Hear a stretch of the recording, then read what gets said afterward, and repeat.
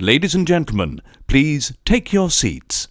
You know, family dynamics are always complicated, and if you're within the sound of my voice, that must mean that you're in the seats with once more. As always, my name is Dave Voigt, and I'm the host of this podcast, where we sit down with a wide-ranging variety of entertainment industry professionals, and we pick their brain about current projects, state of the industry, how they got started, and so very much more, enlightened in a conversational fashion.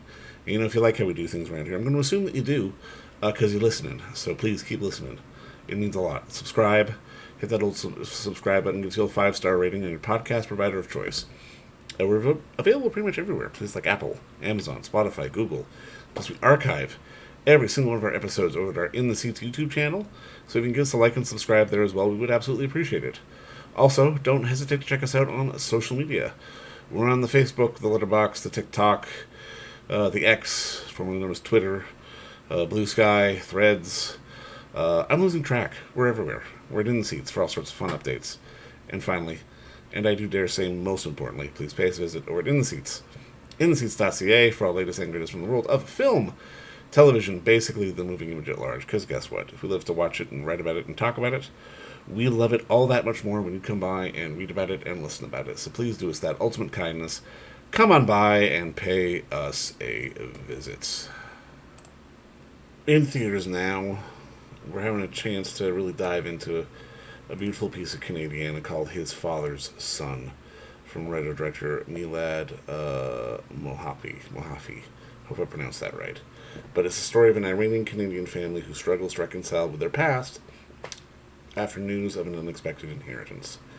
It's really a well-written, I don't want to say intense, but relatable and grounded family drama. And I mean, everyone gives fantastic performances, and it's not something over the top or dramatic. It's something very realistic that happens to this family, and it's really an interesting character study to see this all unfold. And we had the chance before it opens. Like I said, it's opening in theaters right now. I think pretty sure it's a Scotiabank here in Toronto. But first, we had a chance to talk with the writer-director Meelad Moaphi. Like I said, I hope I pronounced that right. Just about the origins of the story, what made him want to make it, and the little nuances of it all that, from my perspective, really kind of made it special. But like I said, this is another really good, solid piece of Canadian filmmaking. And I hope you enjoy it. Go check it out. Like I said, it's His Father's Son in Toronto. I'm pretty sure it's playing at Scotiabank. It's going to be playing in other theaters across Canada as well. But first, enjoy our talk with writer-director Meelad Moaphi. Like I said, I hope I pronounced that right, because it's a darn good one. All right. First off, man, just thank you so much for the time today. I really appreciate this. And just congrats on the movie. I got to watch it last night. I absolutely loved it. Thank you very much. It's a pleasure to be here, and thank you so much for inviting us. No, I mean, I guess the first question is walk me through the origin of the story, because I mean, it felt familiar, but I mean, simple and powerful all at the same time. Well, I'm glad to hear you say that. I think a lot of people always ask me whether or not it's based on a true story or it's based on my life.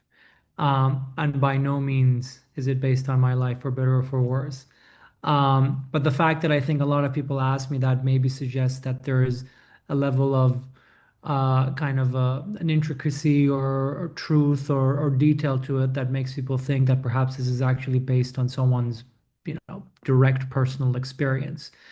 Um, in terms of the genesis of the idea, again, there wasn't necessarily one kind of, eureka moment. It evolved through a series of writing and rewriting and so on and so forth until ultimately the characters kind of found themselves. And if I were to compare the very first draft of the screenplay to the one that actually appears on screen, they're vastly different. The premise is more or less the same, perhaps, but the characters and the circumstances and the plot line and so on and so forth has evolved immensely. So it was essentially that I knew I wanted to make or tell a story that took place in Toronto, revolves around a family. I kind of wanted to keep it within that capsule, and have that family represent something larger, serve as an allegory on the themes of the film, which I won't get too much into, so I won't spoil anything. Um, and again, a lot of it just, of course, you need, a conflict. So I started with that conflict, and I thought that kind of worked. And again, I shaped that conflict in the way that I thought maybe it would be appropriate. And then little by little, as I wrote and I rewrote the script over and over and over and over and over again, until I felt that it was ultimately kind of finding its voice and the characters were coming to life. And at that moment, I began to kind of shape it towards what it is that I wanted to be. Of course, along the way you infuse it with your own understanding of life and family, because this is much a very much a family oriented, I mean, not to say that it's a family picture necessarily in the sense that, let's say, Home Alone is a family movie, but it's about the family dynamic, and it's about relationships and the human condition. So it's infused with things that I have known throughout my life, that I've experienced, that I've known other people to have experienced. I wanted to keep the themes as relatable as possible to the broad audience, so that it's not just for the Iranian community or the Iranian diaspora. I want that family to kind of stand for something much broader, much larger than that. Um, and so that's pretty much how it all came about. Well, I love it. And I mean, not to give too much away, but I mean, I do have to say, because I mean, part of the conflict that you mentioned does center around a family inheritance. And I mean, I think the thing that hit them, like, made the most sense to me and had where the magic of this really was, is if you had made the number too big, it would have been Mhm, ridiculous. It was mhm. just big enough to that nobody's life was going to change dramatically, but it was still enough that it was going to make things a little awkward. Absolutely. Enough for the circumstances to change without Right. completely undoing or redoing everything, like their entire existence. Uh, it's really interesting you mentioned that, because actually, so for instance, again, without giving too much away, anytime we make reference to, let's say, the number, the inheritance, Right. we actually recorded and shot several versions of it with different amounts. Oh, really? Yeah, and the idea was that, while we were filming and even as I was scripting, I was like, I don't exactly know. It could be this, it could be a little bit more, it could be a little bit higher. So we shot a couple different versions. Um, and and ultimately it was basically through the editing process, and when we did a couple of test screenings, which were exceptionally helpful, that helped us land on exactly what the appropriate figure would be in order to make everything else work just right. So it's good to hear that we seem to have gotten the amount just right. But as you said, it's inheritance, money, those are things that as soon as they enter the equation, they change the family dynamic for better or for worse. And as you were saying, it wasn't going to be a ridiculous, or shouldn't have been, or couldn't have been a ridiculous amount that it changes everything entirely from top to Right. bottom, but enough for it to have a big enough of an impact on the dynamic for it to have a lot of weight, and also not too insubstantial of an amount for it to just be forgotten overnight. No, for sure, Yeah. 100%. Now, I mean, talk a little bit about your casting process, because obviously the family dynamic in this, it works so well. I mean, between Elizra and Parham, and Gus and Mitra, and just everyone sort of how they have to go back and forth with one another. Talk to me a little bit, not just about finding the brothers, but I can imagine finding the whole family. That was quite an experience from the very beginning until the very end. It took around 15 months for us to get the casting finalized. And part of the reason was because we knew that there aren't a lot of options as far as Iranian Canadian actors are concerned, or even more broadly, just within kind of the United States and Canada together.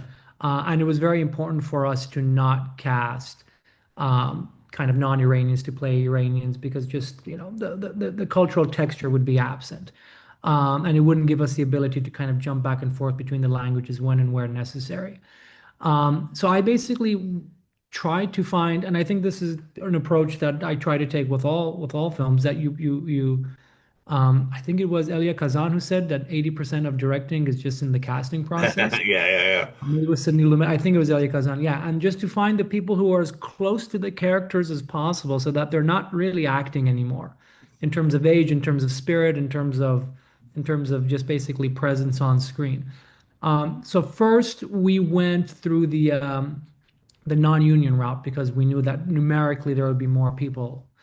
Um, but we kind of it was a little bit of a challenge, and then ultimately I decided to go to the union route and try to kind of explore the options there, and that's when we came across Ali Reza, who plays the lead role, Amir. Um, and then once we had him, we decided to kind of shape the family around, and it was a challenge, especially for the parents, because it's easier to find actors, even Iranian Canadians within the age of 20 to 40. But beyond that, for all ethnicities, your options become limited. And so Gus and Mitra we actually found in Vancouver. We even did chemistry reads with actors from the States that we brought over, and we had a small budget, but we knew the acting was going to be very important, so we invested a lot of time and effort into that. And then we ultimately flew in Gus and Mitra. Gus, we found basically a week before we had to basically stop the casting process because Oh, it was wow. too late. Um, we brought him in. We did a chemistry with the four of them. It felt like it was a family. They clicked right away. And then immediately, as soon as we cast them, we brought them in also a little early ahead of the shoot, a week or two, so that we can just rehearse leading up to the shoot as much as possible so they can spend as much time together. Because every single human being is part of a family in one way or another. So it's very easy to identify whether or not a family feels real or it doesn't feel real. It's not one of those things that you can get away with because of suspension of disbelief. And so it was very important that the dynamic was real, the age differences were legitimate. That, for instance, Parham was in actuality, and as an act, someone who's I don't know if he's born in Canada, but he came here very young. So his Farsi is not as good as Ali Reza, who was, for instance, born in Iran and spent more years there. And all those intricacies were very important. Yeah. Something else about this that I really appreciated is because I mean, obviously, this is very much I mean, it's an Iranian story, but it's not at the same time. It still Mhm. feels very universal. But I mean, there were some subtle little lines and some subtle little beats. I mean, I think it was something about oh yeah, it goes to this brother because it's more significant that way. And Mhm. like that was such a smart little sort of subtle beat to put in that made it still feel I guess culturally relevant, but not sort of in your face with it at the same time. Because this Mhm. felt to me, it managed to straddle that line between being culturally specific but also universal at the same time. I'm really glad to hear that, and I think that's actually one of the notes that we get perhaps most consistently. Even before we went to camera with the script, and that's when we knew that it was at least on that front, we felt like we were achieving, and now the film's done, it felt like we have achieved what we had set out to do. That we again the family is Iranian. It's not entirely and exclusively about being Iranian or being Iranian in Canada, right?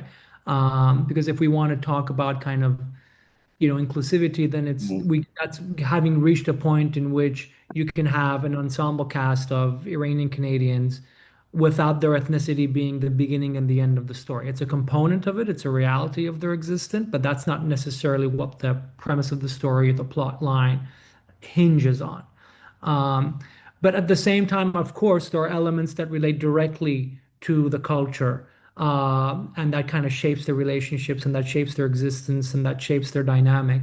And so, when and where appropriate, we kind of try to bring that in, um, and just to make sure that it's kind of perhaps maybe it works in some ways on different levels more for people who are familiar with for instance Iranian culture, such as, again, without giving too much away, when the dad brings over the fesenjun, the stew, Mm.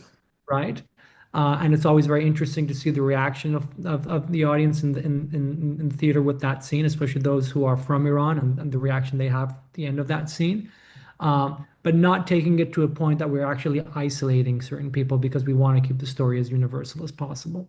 Well, and that's something I've noticed. I mean, particularly with even Iranian cinema out of Iran, because I mean, it's one of those things where, I mean, obviously, if you're making a movie in Iran, your surroundings are obviously going to be a very, very key part of the story. But every filmmaker and every film I've seen of any kind of Iranian descent manages to strip away the background of the situation and really focus on the dynamic of the family or the dynamic of the character. And I mean, I'm curious from your perspective, what is it about not just Iranian culture, but I mean Iranian cinema that manages to really create these intense, very meaningful family dramas? That's a brilliant question. I don't really know if I have the answer for it, so I can only kind of take a stab at the answer. But I think it is partly due to the fact that Iranian society and Iranian culture and Iranian history of storytelling Yeah. has always been so much about story and story come kind of being expressed through character and character dynamics. And that is universal. And that's also kind of timeless. So whatever your circumstances are, wherever you are around the world, whenever the film was made, so long as the focus is just purely, again, as I said, about the human condition and the relationships between people, because that's literally what humans go through on a day-by-day basis. That is human existence. And I think if you were to trace Iranian art, especially filmmaking, and again, this is very broad, but I think if I were to kind of define the preference of the Iranian audience for the most part, it's about that. Story is very important, that there's a clear story, and that it's very much rooted in character, and that's very much it's rooted in relationships. And I think so long as you keep those at the forefront of a film or of any story that you're telling, then all the other things, the circumstantial things, just remain in the background, and the film and the story can continue to be universal. Well, That's and I mean, I think that's such a genius idea because I mean, at the end of the day, especially in these troubled times that we live in, that idea of the human condition and the shared experience is what we all have in common, no matter where we're from. And I mean, that's the beautiful thing about storytelling and being able to tell stories across different platforms and across different cultures. And I mean, honestly, man, you've made a gorgeous piece of work here, and I mean, I'm so excited for more people to see it. But again, just thank you so much for the time today. I really do appreciate it. my pleasure. Thank you so much again for having me. It was a pleasure to speak with you, and again, I'm glad to hear that you enjoyed the film and the film resonated with you, and I'm really excited to be sharing it with the audience, Canadian audiences in theaters come this Friday. Fantastic, man. Talk to you soon. Bye. And don't forget to visit our friends over at Bay Street Video for all your DVD, Blu-ray rental, or purchasing needs this summer, as they are still open for curbside and some mailing delivery as well. Over at 1172 Bay Street, Toronto, Ontario, Canada, you can give them a call at 416-964-9088. That's 416-964-9088. Or send them an email at baystreetvideoto@gmail.com for any of your DVD and Blu-ray needs.